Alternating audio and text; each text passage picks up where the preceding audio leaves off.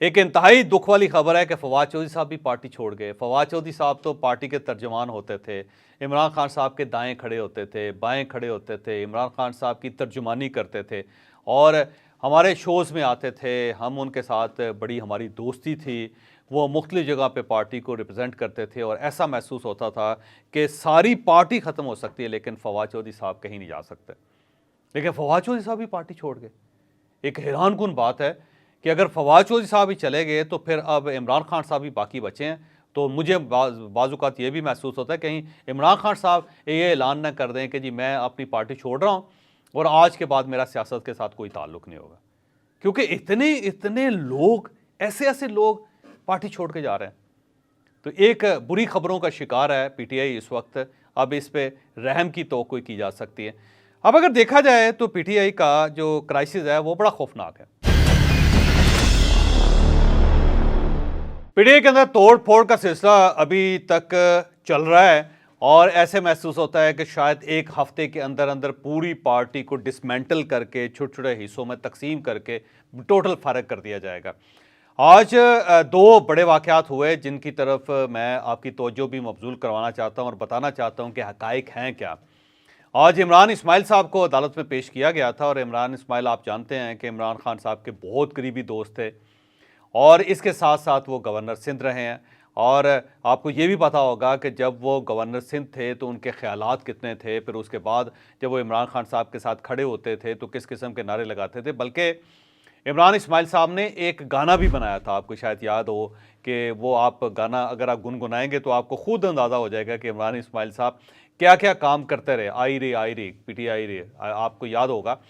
बल्कि अगर थोड़ा सा रिकॉल करें तो आपको फिर सब चीज़ें नज़र आ जाएंगी कि इमरान इस्माइल साहब कितने इमरान खान साहब के करीब थे। तो उन्होंने गाना बनाया इमरान खान साहब के लिए, वो जलसों के अंदर इमरान खान के लिए नारे लगाया करते थे, वो इमरान खान साहब के लिए बैनर लगाया करते थे। फिर इक़्तिदार से पहले इमरान खान साहब जब कराची आते थे तो इमरान इस्माइल साहब उनको लेते थे, फिर इमरान खान इस्माइल साहब उन्हें ले के पूरे पूरे शहर में फिरते थे, फिर मुख्तलिफ़ लोगों के साथ उनकी अपॉइंटमेंट करवाई जाती थी। फिर जब पीटीआई इक़्तिदार में आई तो फिर उसके बाद इमरान इस्माइल साहब को गवर्नर बना दिया गया सिंध का। फिर ज़ाहिर है वो पार्टी के बेनिफिशरी थे बहुत और पार्टी ने इनकी खिदमात का बड़ा फ़ायदा उठाया और उन्होंने पार्टी की खिदमात का बहुत ज़्यादा फ़ायदा उठाया वगैरह वगैरह। फिर इस दौरान आपको याद होगा कि इमरान इस्माइल साहब एमक्यूएम के बारे में क्या कहते थे, पीपल्स पार्टी के बारे में क्या कहते थे, मियां नवाज शरीफ और उनकी फैमिली के बारे में क्या कहते थे। बड़ी एक तवील हिस्ट्री है, मैं इस वक्त वो हिस्ट्री नहीं दोहराना चाहता। लेकिन फिर ज़ाहिर है 9 मई हुआ, फिर 10 मई हुआ, उसके बाद सब लोगों की गिरफ्तारी शुरू हुई तो इमरान इस्माइल साहब की गिरफ्तारी भी हो गई। इमरान इस्माइल साहब ने गिरफ्तारी से बचने की बहुत कोशिश की लेकिन ज़ाहिर है बंदा जब फंसता है तो इसी तरह फंसता है। फिर इन्हें गिरफ्तार करने के बाद जिस हवालात में रखा गया उस हवालात की तस्वीरें खींच के वो पब्लिक की गई कि एक सीमेंट का ब्लॉक है और उसके ऊपर ये जैसे थड़ी होती है उसके ऊपर बैठे हुए हैं और स्लीपर पहने हुए इन्होंने और गंदा सा कमरा है जो जैसे हवालात का होता है। और इमरान इस्माइल साहब वहाँ पे मच्छरों के साथ वहाँ पे रहे और उसके बाद जो उनकी सूरत हाल थी वो सब के लोगों के सामने थी। फिर इमरान इस्माइल साहब को ज़ाहिर है अदालतों में पेश किया जाता था, फिर इन्हें जेल से निकाल के अदालत में पेश किया गया। जब अदालत में पेश किया तो वहाँ पे कुछ वकला थे जिन्होंने इनके साथ खड़े होकर इमरान खान जिंदाबाद के नारे लगाए। लेकिन इमरान इस्माइल साहब का कमाल देखें कि उन्होंने इन नारों के ऊपर ना कोई एक्सप्रेशन दिया और ना ही इमरान खान जिंदाबाद का नारा लगाया, बल्कि खामोशी के साथ वो चुप करके चलते रहे और दाएं बाएं उनके नारे लगते रहे। लेकिन उनके खून के अंदर जोश नहीं आया कि मेरे लीडर की बात हो रही है तो मुझे फौरी तौर पर उसका रिस्पांस करना चाहिए। वो चुप करके, और जब उनसे पूछा गया कि आपके ऊपर दबाव तो नहीं है या आप तो पार्टी नहीं छोड़ रहे, तो उन्होंने कहा जी मैं ठहर के बात करूंगा और उस पर भी वो आगे निकल गए। तो आज वक्त ये आ गया कि इमरान इस्माइल भी इमरान खान जिंदाबाद का नारा नहीं लगा पा रहे और वो खामोशी के साथ अपनी मामलात को दुरुस्त करने की कोशिश कर रहे हैं और इनको भी ऑफ़र की जा रही है कि आप छोड़ दें पार्टी।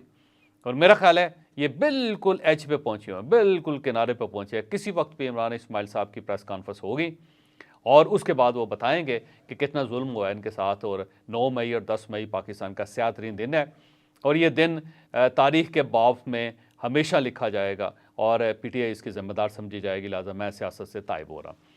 फिर इसी तरह खतीजा शाह जो ज़ाहिर है पिछले 5-6 दिनों से मुसलसल वो मीडिया के अंदर हैं, ये क्योंकि दो इन्फ्लुएंशियल ख़ानदानों के साथ इनका ताल्लुक़ है।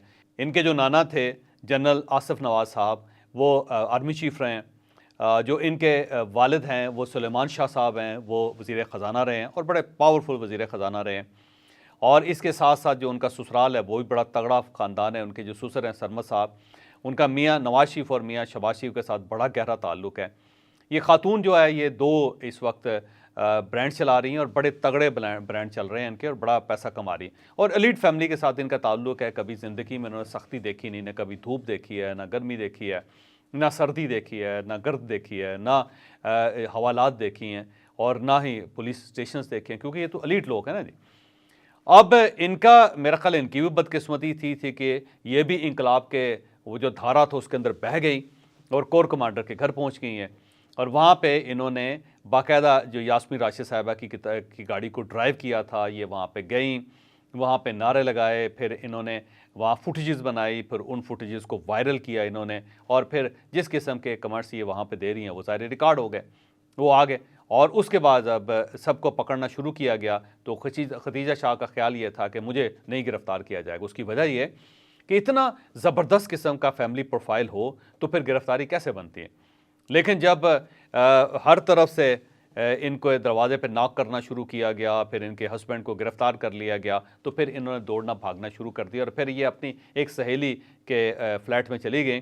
और फिर जब पुलिस को इसके बारे में भी इत्तला मिली तो फिर ये फौरी तौर पे वहाँ से निकल गई, क्योंकि उसकी वजह ये कि पुलिस के अंदर से लोगों ने खतीजा शाह तक ये, बल्कि सुलेमान शाह साहब तक ये मैसेज पहुँचा दिया था कि अब उनका ठिकाना जो है वो पता चल चुका है, लिहाजा अपनी साहबजादी को वहाँ से निकालें। और उसके बाद ये वहाँ से निकल गए। लेकिन बहरहाल एक तवील जद्दोजहद के बाद इन्होंने अपनी गिरफ़्तारी दी और गिरफ़्तारी के बाद ज़ाहिर इनको फिर आज अदालत में पेश किया गया।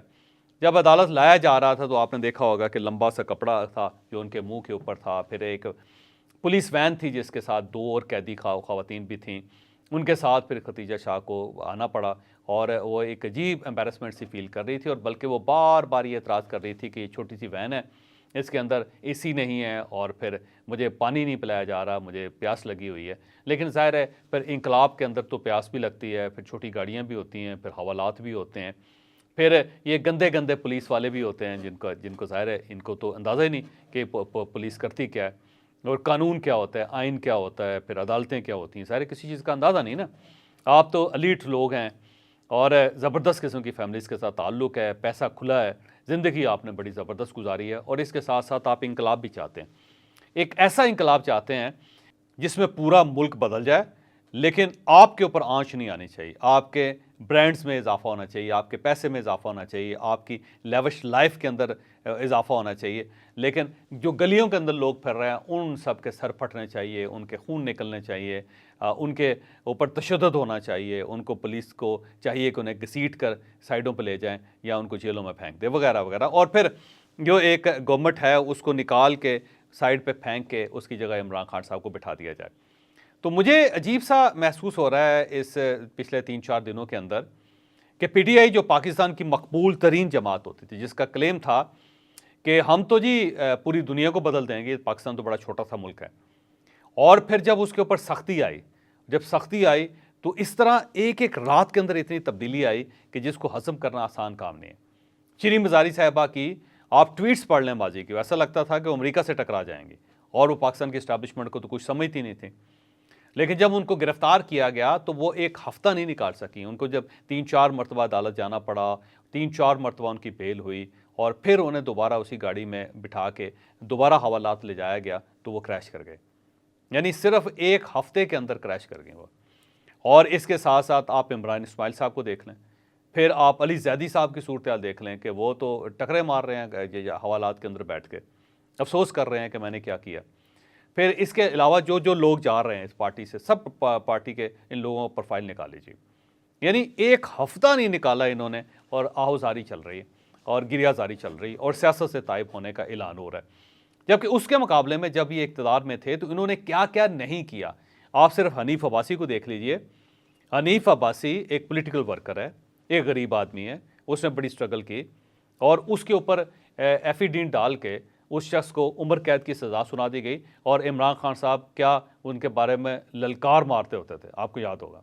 राना सनाउल्लाह के खिलाफ कोई केस नहीं निकला तो उसके ऊपर 15 किलो हेरोइन डाल दी और हीरोइन डाल के उनको गिरफ्तार कर लिया। और उसके बाद जब राना सनाउल्लाह साहब कौमी असम्बली पहुंचे तो उन्होंने कुरान मजीद हाथ में उठा के कहा था कि मैं ये इस किताब को गवाह बना के कहता हूँ कि अगर मैंने ज़िंदगी में कभी मंशियात का कारोबार किया हो तो मेरी नस्लें बर्बाद हो जाएं, और जिन लोगों ने मेरे ऊपर ये गलत केस बनाया है, मेरी दुआ है कि अब उन लोगों की नस्लें बर्बाद हो जाएं। तो मेरा ख्याल है इमरान खान साहब को जो इन्होंने गुनाह किया था राना सनाउल्लाह साहब के बारे में, आज उनको उसकी शक्ल या उसका नतीजा देखना पड़ रहा है। फिर एहसन इकबाल का जुर्म क्या था? एहसन इकबाल देख लीजिए, कितना अरसा एहसन इकबाल साहब जेल में रखे, और कसूर उनका क्या था? उन्होंने स्टेडियम बनवाया थे, और स्टेडियम भी वो इनकी गवर्नमेंट में नहीं बना, पाकिस्तान पीपल्स पार्टी के गवर्नमेंट के ज़माने में बना था। लेकिन उनके ऊपर शायद खाकान अब्बासी प्राइम मिनिस्टर थे, जिस तरह मोटरवे से उतरते उनको गिरफ्तार कर लिया गया। फिर मियाँ शहबाज शरीफ को 2 बार गिरफ्तार किया गया, 2 साल तक तो वो तकरीबन जेलों के अंदर धक्के खाते रहे। 2 साल हमजा शहबाज साहब जेल के अंदर रहे। फिर आसफ अली जरदारी 10 साल इस मुल्क के अंदर जेल में रहे हैं। सैयद खुर्शीद शाह जो है वो 2.5 साल तकरीबन वो जेल का हिस्सा रहे। तो आप सारे प्रोफाइल देख लीजिए, आप ANP को देख लीजिए, आप JUI को देख लीजिए, आप पाकिस्तान पीपल्स पार्टी को देख लीजिए, आप नून लीग को देख लीजिए, और इवन आप काफ लीग को देख लीजिए। यानी इंतहाई सख्ती के बावजूद लोग अपने मौक़िफ़ पे डटे रहे। इनके मौक़िफ़ में कोई तब्दीली नहीं आई, इन्होंने पार्टी नहीं छोड़ी। यानी एक वक्त ऐसा भी था कि मियाँ नवाज शरीफ के साथ सिर्फ 19 MNAs रह गए थे, बाकी सब पार्टी को तोड़ ताड़ के बराबर करके कुछ मुल्क से बाहर चले गए। और लेकिन उसके बावजूद ये 19 MNAs थे, उन्होंने मियाँ नवाज शरीफ का साथ नहीं छोड़ा और सख्ती बर्दाश्त करके। क्या क्या नहीं हुआ उनके साथ। पीपल्स पार्टी को देख लीजिए, पीपल्स पार्टी के ऊपर तो 5 बुरे वक्त आ चुके हैं, लेकिन उन 5 बुरे वक्तों में भी पार्टी कायम रहे।